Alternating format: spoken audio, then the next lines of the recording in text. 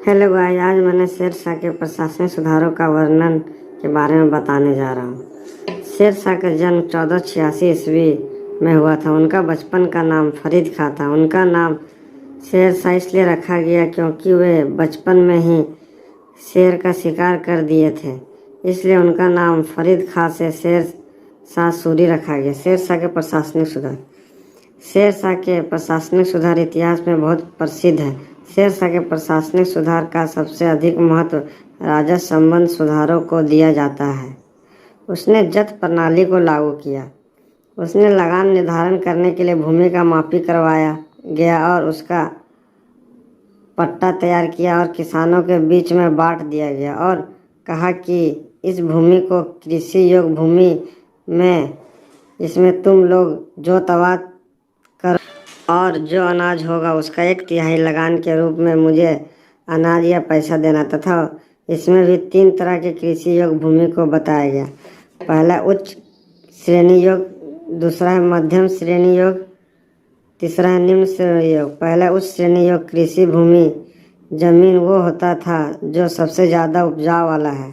दूसरा मध्यम श्रेणी योग्य, वह कृषि भूमि जो थोड़ा बहुत कृषि करने लायक भूमि होती थी।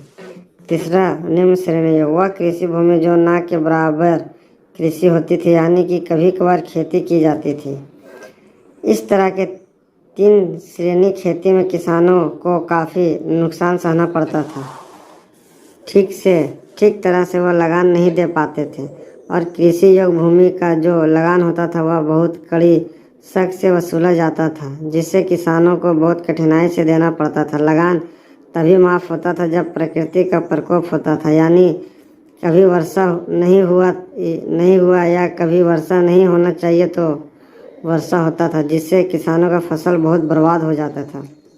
कृषि योग्य भूमि सुरक्षित, मतलब कृषि योग्य भूमि को कैसे सुरक्षित रखते थे। कृषि योग्य भूमि को सुरक्षित रखने के लिए 3 तरह के लोग होते थे। पहला सिकदार, दूसरा अमीन, तीसरा मुंसिफ। सिकदार वो होता था जो कानून व्यवस्था को बनाए रखता था। अमीन जमीन को नापी करता था और लगान वसूलता था। मुंसिफ मुकदमे को कायम रखता था। फिर है जल कल्याण कार्य। शेरशाह के जन कल्याणकारी कार्य इतिहास में बहुत प्रचलित रहा है। इसने बहुत लंबा सड़क का निर्माण करवाया जिसका लंबाई 2400 किलोमीटर तक है, जो कि दिल्ली से कलकत्ता तक की सफ़र तय करती है, जिसका नाम जीटी रोड से प्रचलित है। यह रोड कई गांव, कई शहर, कई राज्य को भी जोड़ता है। रोड के किनारे बहुत से पेड़ पौधे लगवाए और बड़े बड़े पत्थर को लगवाया। उसने चिन्हित किया गया कि कौन सा राज्य है, कौन से किलोमीटर है, कितना दूरी तय किए हैं। रोड बनाने से आवाजाही में सुविधा हुई। डाक पार्सल की व्यवस्था किया गया।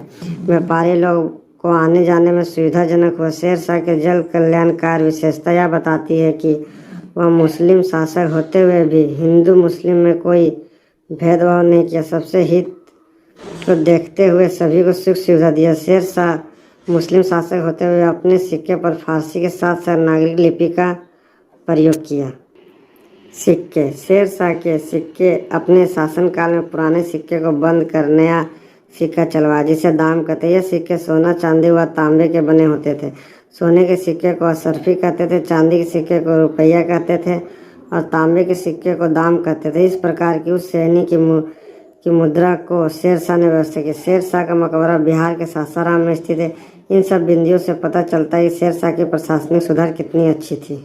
मैंने जो आंसर बताया अगर अच्छा लगा हो तो लाइक, शेयर एंड सब्सक्राइब कीजिएगा। Thank you.